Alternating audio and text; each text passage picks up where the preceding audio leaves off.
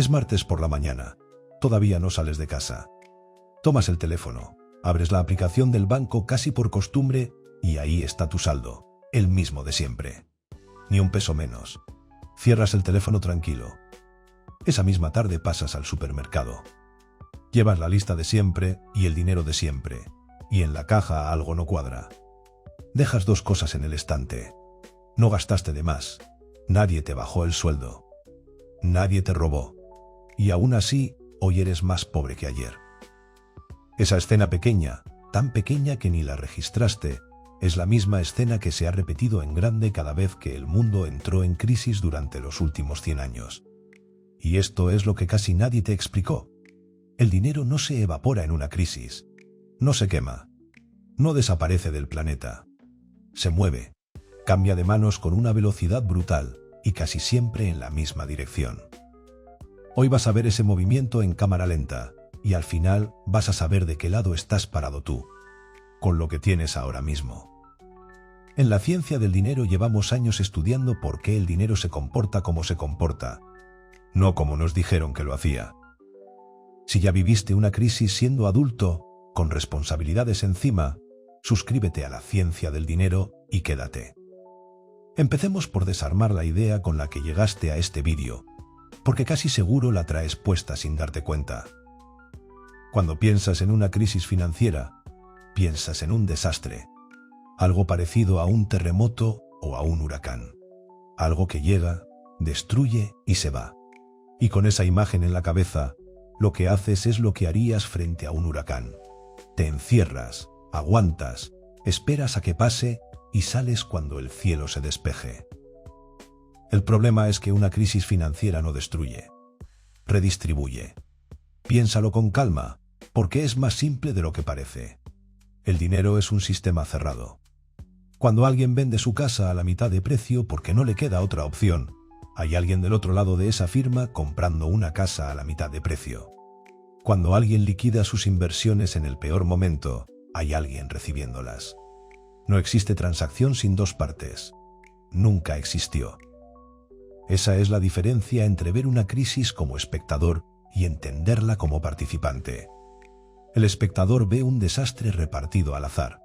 El participante ve una transferencia de riqueza perfectamente ordenada y sabe que está adentro de ella, quiera o no. Vamos a recorrer 4 crisis, 4 causas completamente distintas. Y vas a ver cómo, debajo de las 4, hay un mismo mecanismo funcionando. La primera es la más famosa de todas, el desplome de 1929 y la Gran Depresión que vino después. Imagina que estás ahí. Tienes una tienda pequeña, un crédito con el banco y unos ahorros guardados en ese mismo banco. No tienes acciones, así que cuando lees en el periódico que la bolsa se desplomó, lo lees como una noticia de otro mundo.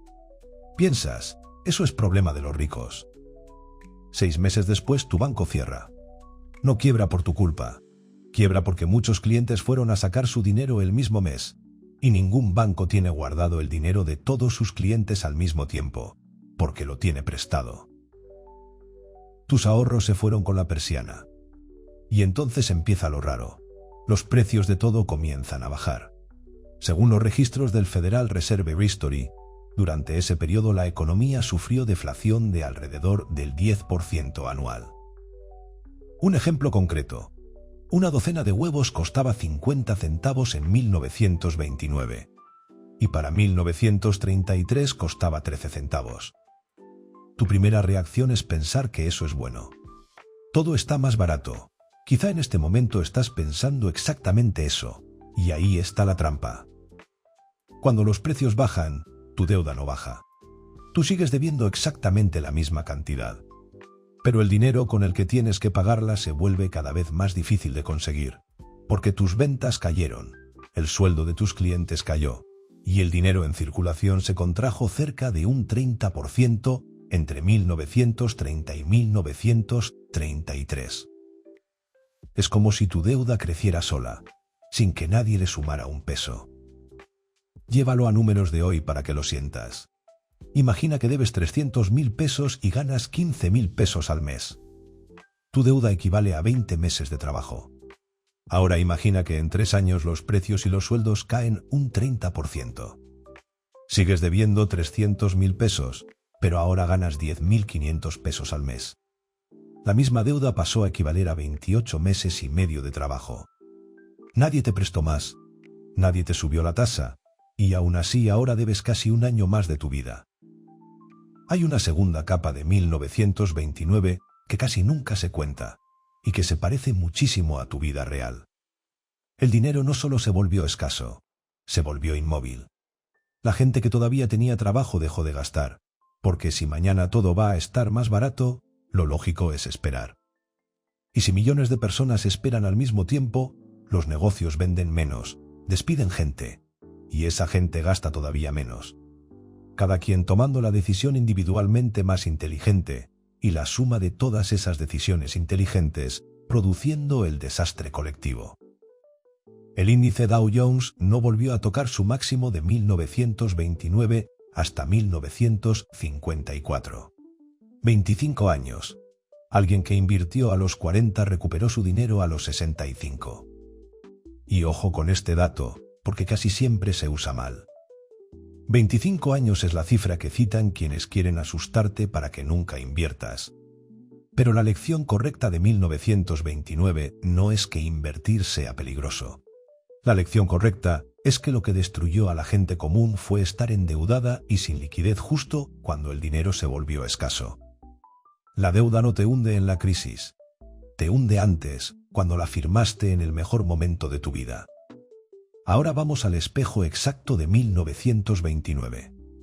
Porque existe una forma de crisis donde ocurre justo lo contrario. Tu dinero sigue ahí, con el mismo número, y aún así te lo quitan completo. Imagina que llegas del trabajo un viernes con tu quincena íntegra, la misma cifra de siempre. El sábado compras lo de siempre. Todo normal. El sábado siguiente vuelves con la misma lista y el mismo dinero, y no te alcanza. Multiplica esa sensación por 1000 y tienes lo que vivió Argentina a finales de los años 80.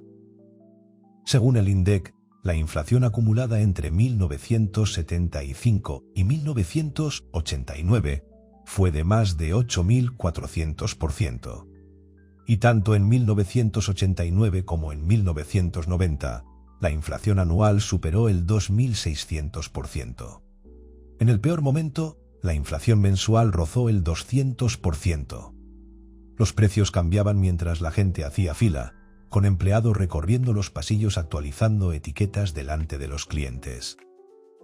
Venezuela lo llevó todavía más lejos, con un pico de hiperinflación superior al 130.000% en 2018, y una moneda que perdió prácticamente todo su valor entre 1998 y 2018. Ahora piensa en lo que eso significa para una persona igual a ti. Alguien que trabajó 20 años, que hizo todo lo que le dijeron, no gastar de más, no endeudarse, ahorrar cada mes, guardar el dinero seguro. Alguien disciplinado. Esa persona terminó con nada. Y su vecino, el que se endeudó hasta el cuello para comprar un departamento, terminó con un departamento y con una deuda convertida en polvo. Ahí está la brutalidad de la inflación descontrolada. Premia exactamente el comportamiento contrario al que te enseñaron. Castiga al que ahorró en efectivo y perdona al que debía. Hagamos el número. Imagina que tenías el equivalente a 200.000 pesos ahorrados en efectivo, el resultado de 10 años de disciplina. Tu vecino, con el mismo sueldo, debía 200.000 pesos por un departamento. En la conversación familiar, tú eras el ejemplo y él era el irresponsable. 2 años y una inflación acumulada del 2.600% después. Tus 200.000 pesos compran lo que antes compraban 7.400 pesos. Tu década de disciplina se convirtió en el gasto de un fin de semana. Tu vecino sigue debiendo 200.000 pesos nominales, que en poder de compra real equivalen también a 7.400 pesos. Su deuda se disolvió. El departamento sigue siendo un departamento. Nadie te robó. No hubo un ladrón con nombre. Y aún así te quitaron 10 años. Quizá en este momento estás pensando que eso pasa en otros países, no en el tuyo. Y tienes razón en la escala. pero el mecanismo es idéntico con una inflación del 4, del 5 o del 6% anual. Solo que despacio, tan despacio que no lo ves. Una inflación del 5% anual sostenida durante 15 años recorta tu poder de compra a la mitad. 100.000 pesos guardados hoy compran en 15 años lo que hoy compran 48.000. El número de tu cuenta nunca bajó. Tu vida sí. Y aquí hay algo que quiero que entiendas bien, porque cambia cómo ves tu propio ahorro. La inflación no es un impuesto que alguien cobra y guarda en una caja. Es una transferencia silenciosa desde quien tiene efectivo hacia quien tiene deuda y hacia quien tiene activos reales. Cuando la moneda pierde valor, quien debe dinero devuelve menos valor del que recibió. Y esa diferencia sale del bolsillo del que guardó efectivo. No confundas esto con una invitación a endeudarte. Es exactamente lo contrario. La deuda salvó a esas personas por accidente, no por diseño, y esa misma deuda las habría destruido en 1929, que fue el escenario opuesto. Nadie sabe cuál de los dos escenarios viene. Lo que sí sabemos con certeza es que el efectivo pierde en los dos si se queda quieto demasiado tiempo. Vamos a la tercera crisis, la que muchos de los que están viendo esto vivieron con responsabilidades encima. 2008. Imagina que es 2006 y estás sentado en la oficina de un banco. Tienes 40 años, un trabajo estable, y frente a ti hay un papel que dice que puedes comprar una casa mucho más cara de lo que jamás pensaste. El asesor te explica que los precios de las casas siempre suben y que en 2 años vas a poder refinanciar.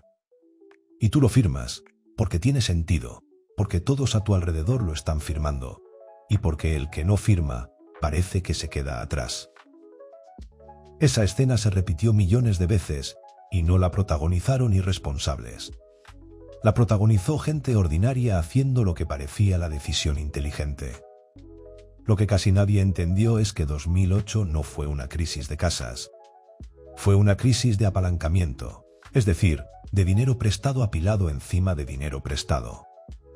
Déjame explicarte el apalancamiento con un ejemplo simple, porque es el concepto que decide quién sobrevive a una crisis y quién no. Imagina 2 personas comprando la misma casa de 2 millones de pesos. La primera pone 400.000 pesos de enganche, es decir, el 20%, y pide prestado 1.600.000.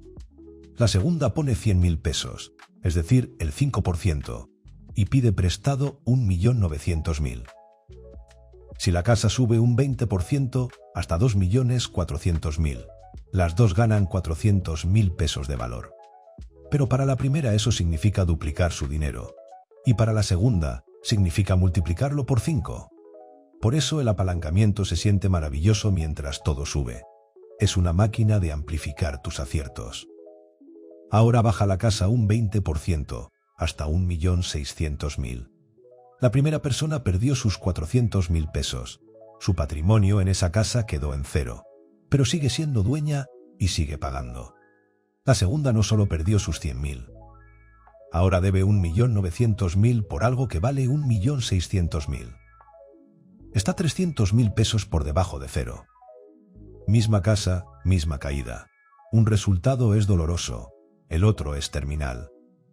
Eso fue 2008, multiplicado por un sistema financiero completo construido sobre esa misma lógica. El índice S&P 500 tardó hasta marzo de 2013 en volver a su máximo de octubre de 2007. 5 años y medio. Pero fíjate en el dato que cambia toda la historia. El mercado sí volvió. 5 años y medio es mucho, es incómodo, pero volvió, y siguió subiendo durante otra década. Entonces, ¿quién perdió de verdad en 2008? No perdió el que vio caer su portafolio. Perdió el que tuvo que vender. El que necesitaba ese dinero para pagar la hipoteca porque se quedó sin trabajo. El que estaba tan apalancado que el banco le liquidó la posición sin preguntarle. El que no tenía colchón y convirtió una caída temporal en una pérdida permanente. Y ahí está el detalle brutal de 2008, el que lo hace distinto de todo lo demás. Las dos cosas fallaron al mismo tiempo. La gente perdió el empleo justo cuando el valor de su casa y de sus inversiones estaba en el suelo. La necesidad de vender apareció exactamente en el peor momento para vender. Eso no es mala suerte, es la naturaleza de una crisis. Todas las malas noticias llegan el mismo mes. Por eso la pregunta que debes hacerle a tu situación financiera no es qué pasa si el mercado cae. Esa pregunta es demasiado suave. La pregunta correcta es qué pasa si el mercado cae y al mismo tiempo pierdo mi ingreso. Porque históricamente esas dos cosas llegan juntas. Haz el número contigo. Si ganas 25.000 pesos al mes y tus gastos fijos son 18.000 entre hipoteca, colegiaturas, auto y servicios, y tienes 50.000 pesos ahorrados, tu colchón dura 2 meses y 11 días. Ese número, y no tu sueldo, es el que decide cómo te va a ir en la próxima crisis. No te empobrece la caída, te empobrece el momento en que la conviertes en pérdida. Y llegamos a la cuarta, la más reciente y la más rápida de la historia. Marzo de 2020. En 3 semanas el mundo se detuvo. Cerraron escuelas, aeropuertos y negocios. Y tu fondo de retiro, o tu Afore, o lo poco que tenías invertido, se puso rojo de una forma que no habías visto nunca. Abres la aplicación, ves el número, y sientes esa cosa física en el estómago que solo conoce el que ya la vivió. El índice S&P 500 cayó casi 34% en 33 días. El mercado bajista más rápido jamás registrado. 1/3 del valor en poco más de un mes. Y aquí tu historia se divide en 2 caminos. En el primer camino es 23 de marzo de 2020. Tienes 300.000 pesos invertidos que ya se convirtieron en 200.000. Cada noticia dice que esto apenas empieza. Y haces lo que hace la mayoría. Vendes. Sacas tus 200.000 pesos, los pones en la cuenta del banco y sientes un alivio enorme. Esa noche duermes, ya no ves rojo. Los meses pasan, el mercado sube y tú esperas la corrección para volver a entrar.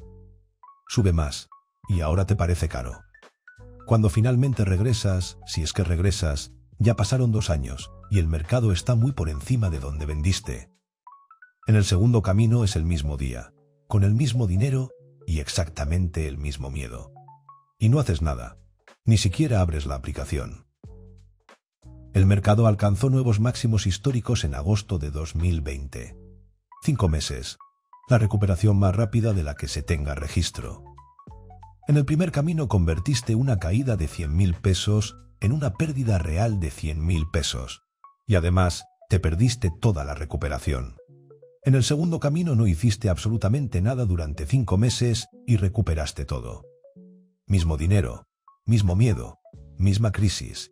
La única diferencia fue una decisión que en su momento se sintió como prudencia y en realidad era pánico bien vestido. ¿En cuál de los 2 caminos te reconoces? Contéstate con honestidad, porque esa respuesta vale más que cualquier pronóstico. Y ahora la pregunta que casi nadie se hace. ¿Por qué 2020 se recuperó en 5 meses y 2008 tardó 5 años y medio? Porque no eran la misma clase de crisis. 2020 fue un golpe externo sobre un sistema financiero relativamente sano. 2008 fue una falla del sistema mismo. Y aquí está lo importante para ti. Mientras estás adentro de la crisis, tú no puedes saber de qué tipo es.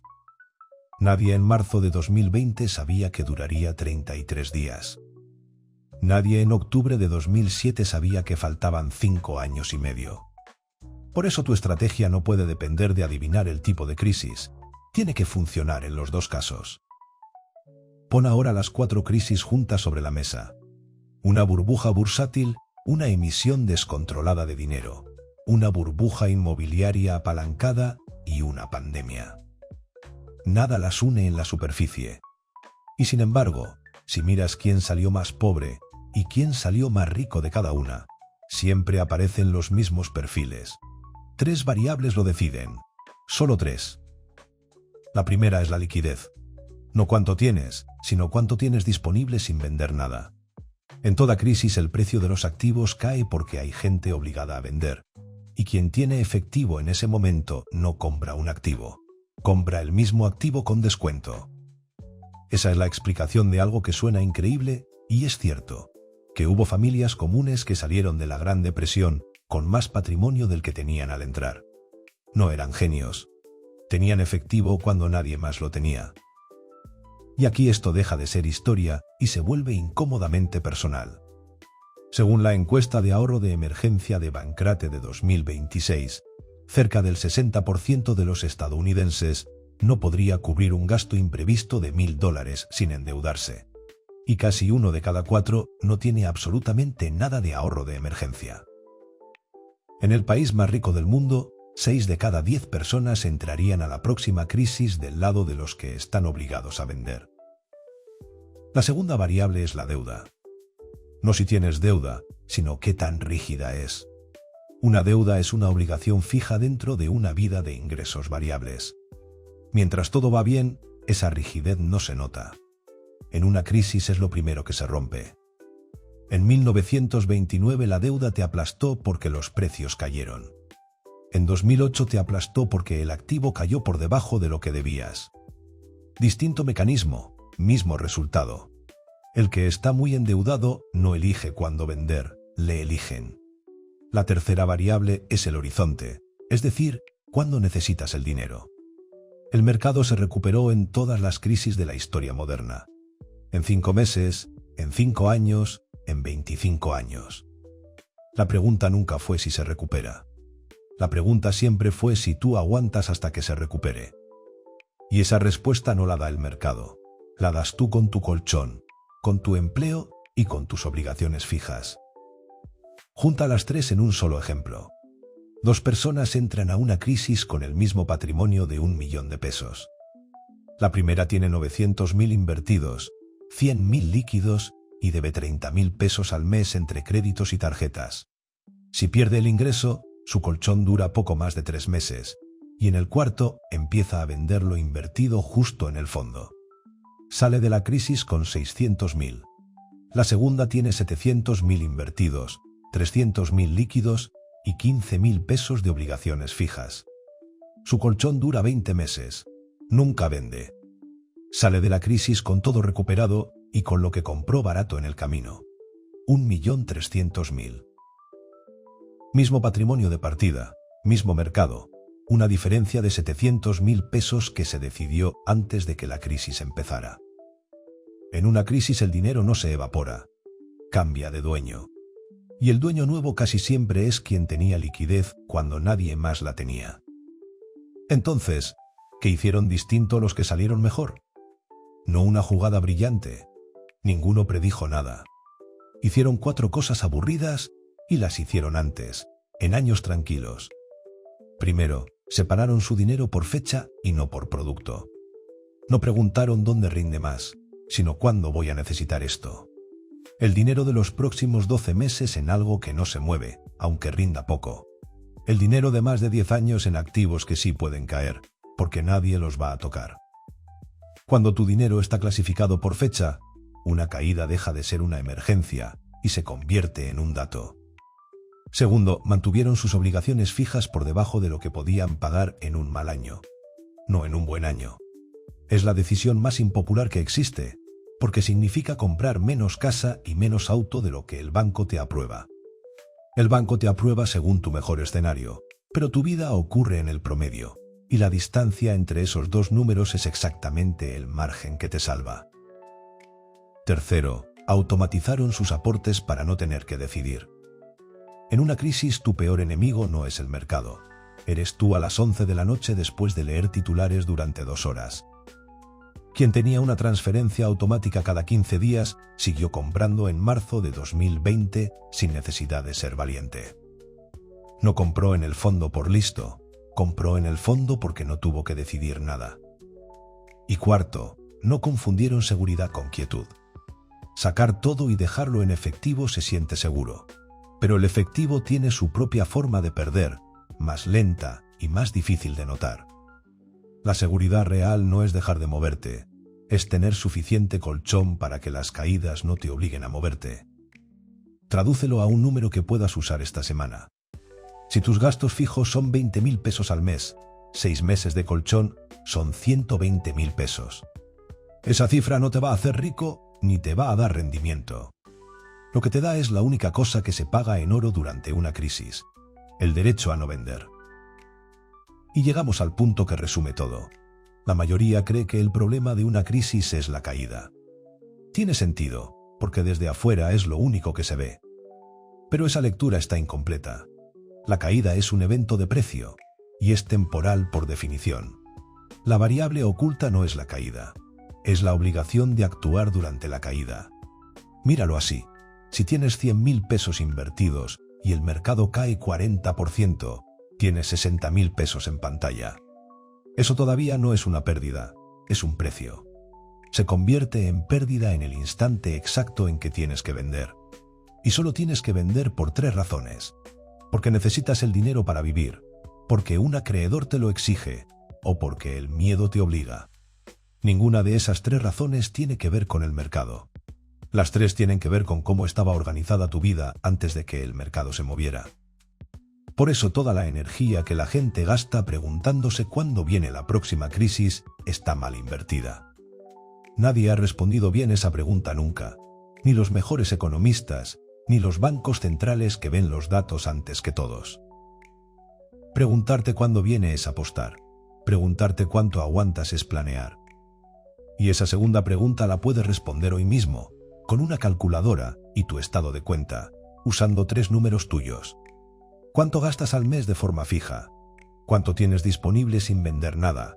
¿Y cuánto de lo que tienes invertido vas a necesitar en menos de 5 años? Una crisis no decide tu futuro financiero. Solo revela la decisión que ya habías tomado. Vuelve por un momento a esa tarde en el supermercado, cuando dejaste 2 cosas en el estante sin entender bien por qué. Ahora ya sabes que detrás de ese momento pequeño hay un mecanismo enorme, y que ese mecanismo no se detiene nunca, ni en las crisis ni fuera de ellas. Quédate con 3 ideas. La primera: en una crisis el dinero no desaparece, se transfiere de quien está obligado a vender hacia quien puede comprar. La segunda: las 3 variables que deciden de qué lado quedas: liquidez, rigidez de tus deudas y horizonte de tu dinero, se configuran en tiempos de calma, nunca durante el incendio. Y la tercera: todas las crisis que viste terminaron en recuperación, y lo único que separó a quienes salieron adelante de quienes no fue si podían esperar. Tu capacidad de esperar es tu verdadero activo financiero. Si llegaste hasta aquí, ya no vas a poder ver una gráfica roja de la misma manera. Vas a ver, detrás del número, la pregunta real: ¿quién está vendiendo y por qué está obligado a hacerlo? Cuéntame en los comentarios cuántos meses aguantarías hoy si tu ingreso se detuviera mañana. No el número que te gustaría, el real. Ese número dice más sobre tu situación financiera que tu sueldo. Y si esta forma de mirar el dinero te sirve, suscríbete a La Ciencia del Dinero y quédate. Todavía faltan varias cuentas que nadie te ha hecho.